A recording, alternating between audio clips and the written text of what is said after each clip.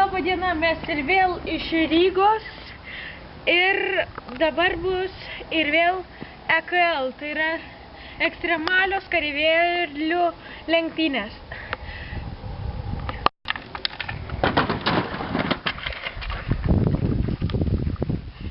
Štai matote, kiek daug kareivėlių nukrito nuo riedlentės. Čia daug iš karto ir atrodo nematau nei vieno stovinčio. Visi nukritę. Ir keliaujame į antrą etapą. Kaip matome, dabar baigiami valymo ir techniniai darbai. Dabar tuoj viskas keliaus. Visi kareivėliai keliaus atgal į tą pačią vietą ir bus pusfinalis. Norėčiau priminti, kad mus remia teatras Cinnamon. Geriausios svajonės tampa tikrove.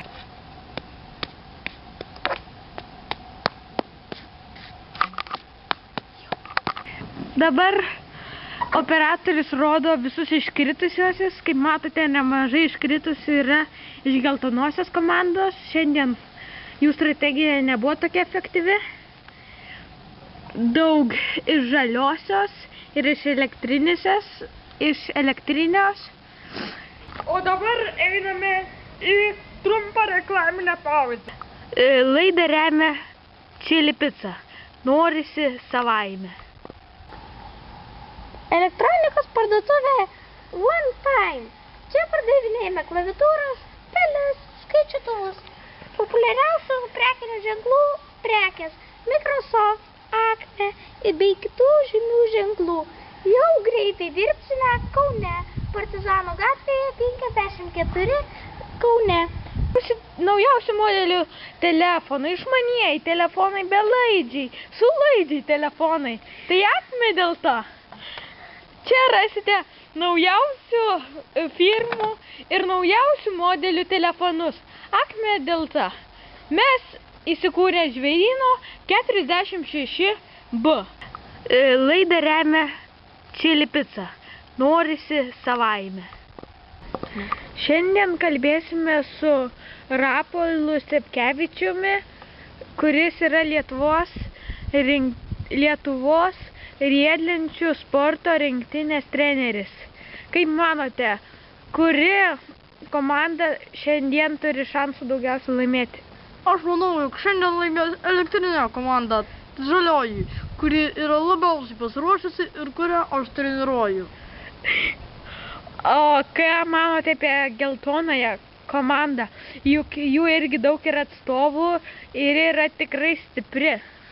Aš nemanau, jog šiandien jie yra tinkamai pasiruošę, juk matėte. Taip, bet kodėl jūs manote, jog pavyzdžiui paprastoji žalioji arba žalioji spindinčioji negalėtų laimėti šio čempionato? Taip, be abejo, žalioji švytinčioji komanda yra gerai pasiruošusi, bet jų yra labai mažai atstovų, o geltonoji, o žalioji irgi yra pasiruošusi, bet nemanyčiau, kad šiandien galėtų kovoti dėl didžiosios taurės. Štai ir vėl grįžome po reklamos ir po pokalbio su lietuvių treneriu. Ir štai mes vėl pradedame antrąjį pusfinalį ir mažiau darbų, daugiau kalbų.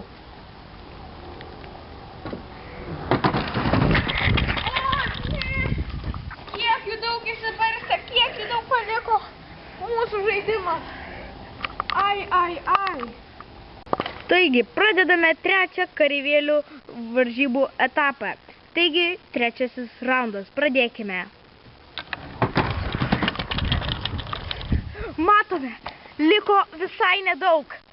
Iškrito labai daug kareivių. Taigi, jie šį kartą pralaimėjo. O su kitais mes tęsime kovą po trumpos reklaminės pertraukėlės. Laidą remia Chili Pizza. Norisi savaime. Ginklų parduotuvė Pikst. Čia rasite nuo pistoleto iki paprasto kalašnikovo. Pikst, Gruodžio gatvė. Jau, mašinų parduotuvė mašinos.lt.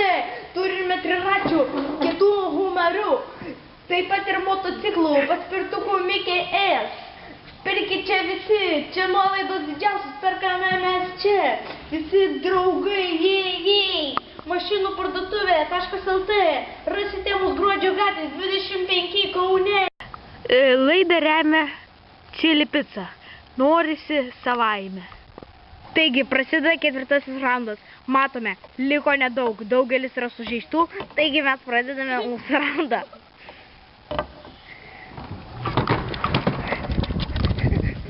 Liko visai nedaug, intriga kyla, o mes žiūrėsime, kas bus toliau.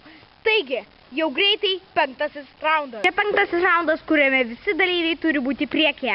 Žiūrėkime, kiek iš jų išliks.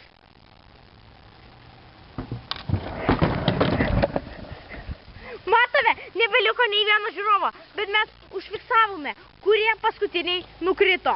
Apžvelkime juos. Taigi, didžiulė intriga, kas laimėjo kareivėlių lenktynės. Taigi, pirmąją vietą laimėjo Kanapinis, kuris yra iš elektrinės komandos. Sveikiname jį. Žiūrėkime, kas laimėjo 2 bei 3 vietą.